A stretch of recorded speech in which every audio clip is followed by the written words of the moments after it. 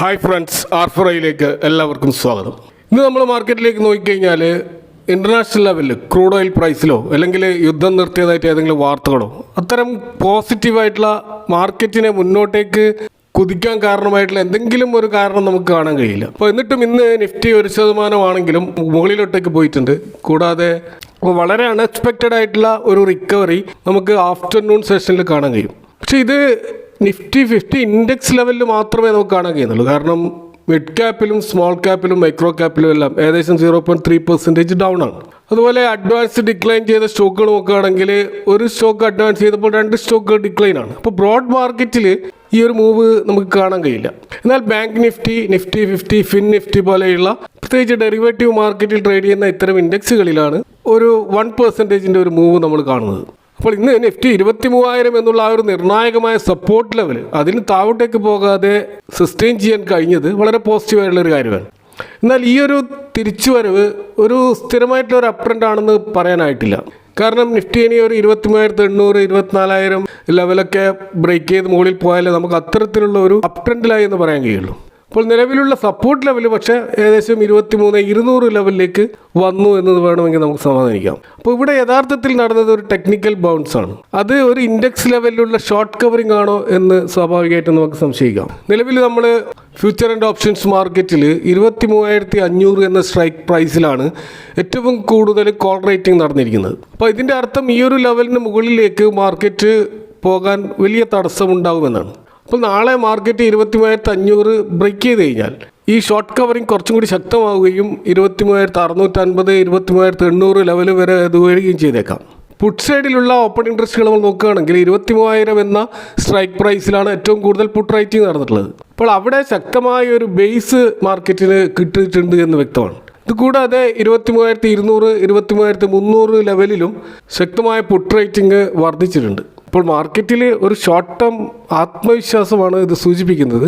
എങ്കിലും immediate resistance 23,500 എന്ന ലെവലിൽ നമുക്ക് കാണാൻ കഴിയും. അപ്പോൾ ഈ ലെവലുകൾ മറികടന്നാൽ ഏതെങ്കിലും വിധത്തിലുള്ള ഒരു പോസിറ്റീവ് മൂവ് നമുക്ക് പ്രതീക്ഷിക്കാൻ കഴിയുള്ളൂ. അപ്പോൾ ഇന്ന് മാർക്കറ്റിൽ നമ്മൾ നോക്കിക്കഴിഞ്ഞാൽ auto, FMCG, financial services, private ബാങ്കുകൾ ഈ സെക്ടറുകളിലൊക്കെയാണ് ശക്തമായ ബൈങ് നടന്നത്.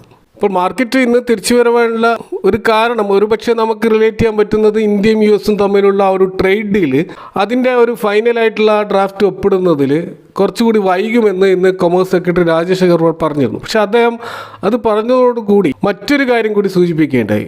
അവിടെ നിലവിൽ അമേരിക്ക ഇന്ത്യയുടെ മേൽ ഏർപ്പെടുത്തിയിട്ടുള്ള റെസിപ്രോക്കൽ താരിഫായിട്ടുള്ള 18% അവിടെ നിന്നും അത് താഴോട്ടേക്ക് വരാനുള്ള സാധ്യത അദ്ദേഹം പറയുകയുണ്ടായി. അത് മാർക്കറ്റ് പോസിറ്റീവായി എടുത്തു എന്ന് വേണമെങ്കിൽ നമുക്ക് കരുതാം. എങ്കിലും ഗ്ലോബൽ ലെവൽ നമ്മൾ നോക്കുമ്പോൾ വാർ റിലേറ്റഡ് ആയിട്ടുള്ള പ്രത്യേകിച്ച് ഇപ്പോൾ നമ്മൾ മാർക്കറ്റിനെ നിയന്ത്രിച്ചു കൊണ്ടിരിക്കുന്ന ക്രൂഡ് ഓയിലുമായി ബന്ധപ്പെട്ടിട്ടുള്ള ഏതെങ്കിലും പോസിറ്റീവ് ന്യൂസ് നമുക്ക് കാണാൻ കഴിയില്ല. ക്രൂഡ് ഓയിൽ ഇപ്പോഴും $103 per ബാരൽ എന്ന ലെവലിലാണ് ഇപ്പോഴും ട്രേഡ് ചെയ്യുന്നത്. കൂടാതെ യുദ്ധം സമാധാനത്തിലേക്ക് പോകുന്ന രീതിയിലുള്ള ഏതെങ്കിലും നീക്കങ്ങളും നമുക്ക് കാണുന്നില്ല. പക്ഷെ മറിച്ച് അവിടെ യുദ്ധത്തിൻ്റെ മാനങ്ങൾ കുറച്ച് മാറുന്നതായിട്ടാണ് നമ്മൾ കാണുന്നത്. ഇപ്പോൾ ഇറാൻ ഏറ്റവും ഒടുവിൽ പറഞ്ഞിട്ടുള്ളത് സ്ട്രേറ്റ് ഓഫ് ഹോർമസിലൂടെ കടന്നു പോകുന്ന എണ്ണ ടാങ്കറുകൾ അവർ വ്യാപാരം നടത്താൻ $, പകരം ചൈനീസ് കറൻസിയായ യുവാൻ ഉപയോഗിക്കുകയാണെങ്കിൽ അതിലൂടെ കടത്തിവിടുമെന്നാണ്. അപ്പോൾ ഈ ഡോളറിൻ്റെ വേൾഡ് വൈഡ് ആധിപത്യം കുറയ്ക്കാനുള്ള ഒരു സ്ട്രാറ്റജിക് വാറാണ് ഇറാൻ പുതുതായിട്ട് തുറന്നിരിക്കുന്നത്. അപ്പോൾ ഇതിലൂടെ അമേരിക്കയ്ക്കും ഇസ്രായേലിനും ഒരു സാമ്പത്തികമായിട്ട് രീതിയിലുള്ള ഒരു തിരിച്ചടി നൽകാനാണ് ഇറാൻ ഉദ്ദേശിക്കുന്നത്. അതുപോലെ ഇന്ത്യയോട് വളരെ പോസിറ്റീവായ സമീപനം ഇറാൻ എടുത്തതായിട്ട് കാണാം.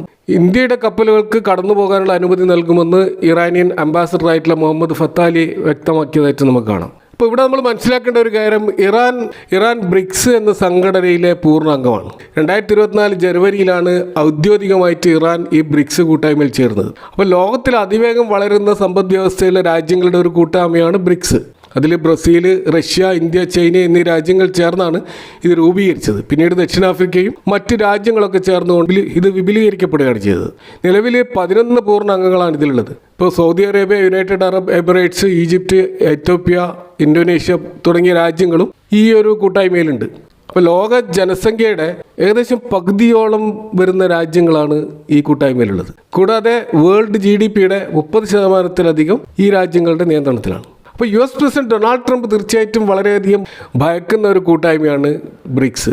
അതിനോടുള്ള എതിർപ്പ് അദ്ദേഹം പരസ്യമായി പ്രകടിപ്പിച്ചിട്ടുമുണ്ട്. അപ്പോൾ ഡോളറിനെ തകർക്കാൻ ശ്രമിച്ചാൽ 100% താരിഫ് ഉയർത്തുമെന്നൊക്കെ ആ ട്രേഡ് വാറിൻ്റെ സമയത്ത് അദ്ദേഹം പലപ്പോഴും പ്രസ്താവന നടത്തിയിട്ട് നമുക്ക് കാണാൻ പറ്റും. അപ്പോൾ ഈ ബ്രിക്സിൽ ചൈനയ്ക്ക് വലിയ സ്വാധീനമുണ്ട്. ഇപ്പോൾ ചൈന സാമ്പത്തികമായി ശക്തിപ്പെടുന്നത് അമേരിക്കയുടെ ആ ഒരു നമ്പർ 1 പൊസിഷൻ നഷ്ടപ്പെടുമെന്നുള്ള ഒരു ഭയവും അമേരിക്കയ്ക്കുണ്ട്. അപ്പോൾ ബ്രസീലിനെതിരെ 50% താരിഫ് ചുമത്തിയതിന് പിന്നിൽ ഈ ബ്രിക്സ് അംഗത്വമാണെന്ന് വളരെ വ്യക്തമാണ്. അപ്പോൾ ഇങ്ങനെ ഈ ബ്രിക്സ് രാജ്യങ്ങളുടെ ഒരു കൂട്ടായ്മയും അതേപോലെ തന്നെ നിലവിൽ നാറ്റോ ഔദ്യോഗികമായിട്ട് ഈ ഇറാൻ വിഷയത്തിൽ യുദ്ധം പ്രഖ്യാപിച്ചിട്ടില്ലെങ്കിലും ട്രംപ് നാറ്റോയെ ഭീഷണിപ്പെടുത്തിക്കൊണ്ട് തൻ്റെ വരുതിയിൽ വരുത്താൻ ശ്രമിക്കുകയാണ്. അപ്പോൾ അവർ ഈ ഹോർമുസ് കടലിടുക്ക് നിയന്ത്രിക്കുന്നതിനുള്ള കപ്പലുകളും പടക്കപ്പലുകളും ഒന്നും അയച്ചിട്ടില്ലെങ്കിൽ വളരെ മോശമായിട്ടുള്ള ഒരു ഫ്യൂച്ചറായിരിക്കും അവർക്ക് ഉണ്ടാകുക എന്ന് ട്രംപ് മുന്നറിയിപ്പ് നൽകുന്നുണ്ട്. എന്നാൽ പല നാറ്റോ രാജ്യങ്ങളും വളരെ കോഷ്യസ് ആയിട്ടുള്ള ഒരു നിലപാടാണ് ഈ കാര്യത്തിൽ എടുക്കുന്നത്.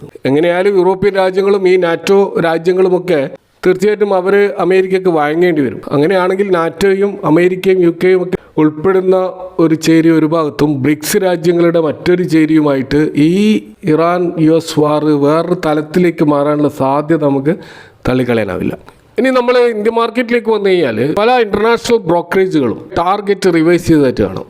ഈ ഇറാൻ US സംഘർഷം കണക്കിലെടുത്തുകൊണ്ട് US ബേസ്ഡ് ആയിട്ടുള്ള സിറ്റി റിസർച്ച് അവർ 2026 നിഫ്റ്റിയിൽ വെച്ച ടാർഗറ്റ് 28,500 ആയിരുന്നു. അതിൽ നിന്ന് അവരത് 27,000 കുറച്ചിട്ടുള്ളത്. അവർ bank, pharma, health care, telecom, energy, cement, defence ഈ സെഗ്മെൻറ്റിലൊക്കെ ഓവർ വെയ്റ്റ് കൊടുക്കുന്നുണ്ടെങ്കിലും auto, real estate, consumer durables, consumer discretionary, industrials, NBFC ഇതിലൊക്കെ അവർ ന്യൂട്രൽ പൊസിഷനിലേക്ക് അതിനെ താഴോട്ട് കൊണ്ടുവന്നിട്ടുണ്ട്. അതേപോലെ paint, IT service, metals, consumer staples ഇതൊക്കെ അണ്ടർ വെയ്റ്റ് ആയിട്ടും വലിയ തോതിൽ റേറ്റിംഗ് കുറച്ചിട്ടുണ്ട്.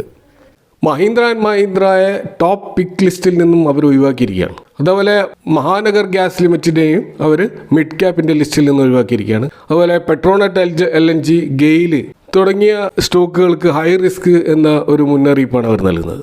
അപ്പോൾ അവർ ഇന്ത്യൻ മാർക്കറ്റിൽ ഉണ്ടാകാൻ പോകുന്ന ചില മാക്രോ ഇമ്പാക്റ്റുകളെ പറ്റി അവർ പറയുന്നത് ഈ സംഘർഷം 3 മാസത്തിൽ കൂടുതൽ നീണ്ടു നിന്നാൽ ഇന്ത്യയുടെ GDPയിൽ ഏകദേശം 20 മുതൽ 30 ബേസിസ് പോയിന്റിൻ്റെ ഒരു കുറവുണ്ടാകുമെന്നാണ്. കൂടാതെ ഇന്ത്യയുടെ റൂപ്പിയുടെ ഡിവാല്യൂഷൻ അത് 50 to 75 ബേസിസ് പോയിന്റ് വരെ ഉയരാൻ സാധ്യതയുണ്ടെന്നും പറയും. അതുകൂടാതെ ഇമ്പോർട്ട് കോസ്റ്റ് വർദ്ധിക്കുന്നത് കൊണ്ട് തന്നെ ഏകദേശം $25 ബില്യൺ അധിക ബാധ്യത ഇന്ത്യക്ക് ഉണ്ടാവുമെന്ന് അവർ പറയുന്നുണ്ട്. അപ്പോൾ ചുരുക്കത്തിൽ അവരിപ്പോൾ മാർക്കറ്റിനെ കാണുന്നത് ഒരു സെൽ ഓൺ റൈസ് എന്ന രീതിയിലുള്ള ഒരു മാർക്കറ്റാണ്.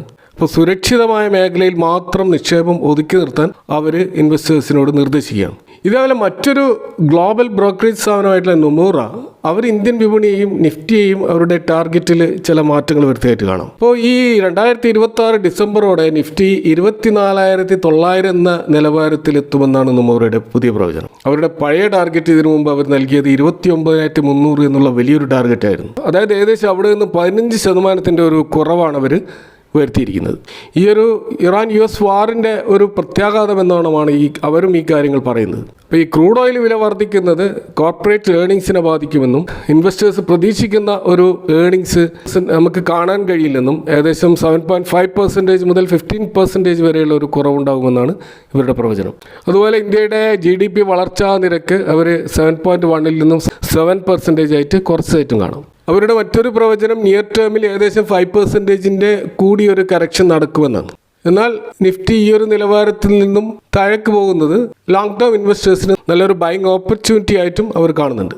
ഏതായാലും ഇന്റർനാഷണൽ ബ്രോക്കറേജുകൾ അവരുടെ ടാർഗറ്റുകൾ സാഹചര്യങ്ങൾക്കനുസരിച്ച് അവർ മാറ്റിക്കൊണ്ടിരിക്കാം. ഇതൊരു പക്ഷേ മാർക്കറ്റ് തിരിച്ചു വന്നു കഴിഞ്ഞാൽ അല്ലെങ്കിൽ മൊത്തത്തിൽ ഗ്ലോബൽ ക്യൂസ് ഒക്കെ പോസിറ്റീവ് വന്നു കഴിഞ്ഞാൽ അവർ വീണ്ടും ടാർഗറ്റുകൾ റിവൈസ് ചെയ്തെന്ന് വരാം. അപ്പോൾ ഇതൊരു പെർമനൻറ്റ് നിലപാടായിരിക്കണമെന്നില്ല. ഇനി നമ്മൾ നിഫ്റ്റി 50 ഇൻഡെക്സിൻ്റെ PE നോക്കുകയാണെങ്കിൽ 2019 മുതൽ 2026 മാർച്ച് വരെയുള്ള അതിൻ്റെ ചില കണക്കുകൾ നോക്കിക്കഴിഞ്ഞാൽ നിഫ്റ്റി അതിൻ്റെ ഏറ്റവും ഉയർന്ന PE രേഖപ്പെടുത്തിയത് 2021 ഫെബ്രുവരിയിലാണ്. അന്ന് ഏകദേശം 42% വരെ നിഫ്റ്റിയുടെ PE പോയിരുന്നു. നിഫ്റ്റിയുടെ ഏറ്റവും താഴ്ന്ന നിലയിലുള്ള PE ഉണ്ടായത് 2008 ഗ്ലോബൽ ഈ ഫൈനാൻഷ്യൽ ക്രൈസിസിൻ്റെ സമയത്ത് 10 മുതൽ 12 എന്ന റേഞ്ചിലേക്ക് വരെ നിഫ്റ്റിയുടെ PE താഴേക്ക് പോയിരുന്നു. അതുപോലെ കോവിഡ് കാലത്ത് 17 മുതൽ 18 വരെ PE താഴേക്ക് പോയിരുന്നു. ഇപ്പോൾ നിലവിലെ നിഫ്റ്റിയുടെ PE നമ്മൾ കാണുന്നത് 20.2 മുതൽ 20.3 എന്ന റേഞ്ചിലാണ്. അപ്പോൾ ഈ ഇറാൻ US സംഘർഷം കാരണമാണ് ഈ ഒരു 20 ലെവലിലേക്ക് ഇപ്പോൾ നിഫ്റ്റിയുടെ PE വന്നിട്ടുള്ളത്. അപ്പോൾ നിഫ്റ്റിയുടെ അതിശക്തമായ ഒരു താഴ്ച ഇപ്പോൾ PE ഒരു 15-18 ലെവലിൽ എത്തുകയാണെങ്കിൽ അത് വളരെ ശക്തമായ ഡീപ്പ് വാല്യൂ ഉള്ള ഒരു മാർക്കറ്റാണെന്ന് കണക്കാക്കാം. അവിടെ നിന്ന് ഒരു ബോട്ടം ഔട്ട് ഉണ്ടാകാറുണ്ടെന്നതാണ് ചരിത്രപരമായിട്ടുള്ളൊരു നിഫ്റ്റിയുടെ വാല്യൂ പരിശോധിച്ചാൽ മനസ്സിലാവുക. 20-22 റേഞ്ചിലുള്ള പി പൊതുവെ ഒരു ഫെയർലി വാല്യൂഡ് ആയിട്ടാണ് കണക്കാക്കുന്നത്. അപ്പോൾ നിഫ്റ്റിയുടെ നിലവിലുള്ള പി ഇപ്പോൾ 20.3 എന്ന ലെവലിൽ നിൽക്കുന്ന ഈ പി 20ക്ക് താഴെ വരികയാണെങ്കിൽ അത് തീർച്ചയായിട്ടും ലോങ് ടേം ഇൻവെസ്റ്റേഴ്സിൻ്റെ നല്ലൊരു ബൈങ് അവസരമാണെന്നും അതൊരു എക്സാക്റ്റ് ബോട്ടമാണെന്നുമാണ് പി ഒന്ന് മൊത്തത്തിൽ വിശകലനം ചെയ്ത് നമുക്ക് മനസ്സിലാക്കാൻ കഴിയുക. അപ്പോൾ അതുകൊണ്ട് തന്നെ വളരെ ഡിഫെൻസീവായിട്ടുള്ളതും ഫണ്ടമെൻ്റലി സ്ട്രോങ് ആയതുമായ ബിസിനസ്സുകളെ തിരഞ്ഞെടുപ്പിടിച്ച് അവയെക്കുറിച്ചുള്ള കൂടുതൽ പഠനം നടത്താനുള്ള ഒരു അവസരമായിട്ടാണ് ഈ ഒരു ബെയർ ട്രെൻഡിലുള്ള മാർക്കറ്റിൽ നമ്മൾ സമയം വിനിയോഗിക്കേണ്ടതെന്നാണ് ഇതിൽ നിന്ന് മനസ്സിലാക്കാൻ കഴിയുന്നത്. അപ്പോൾ ഇതൊക്കെയാണ് ഇന്നത്തെ മാർക്കറ്റുമായി ബന്ധപ്പെട്ട് ഇവിടെ ഷെയർ ചെയ്യാനുള്ളത്. ഈ വിഷയങ്ങളുമായി ബന്ധപ്പെട്ട നിങ്ങളുടെ അഭിപ്രായങ്ങളും കമൻറ്റുകൾ അറിയിക്കുക. Thanks for watching. See you next time with another video.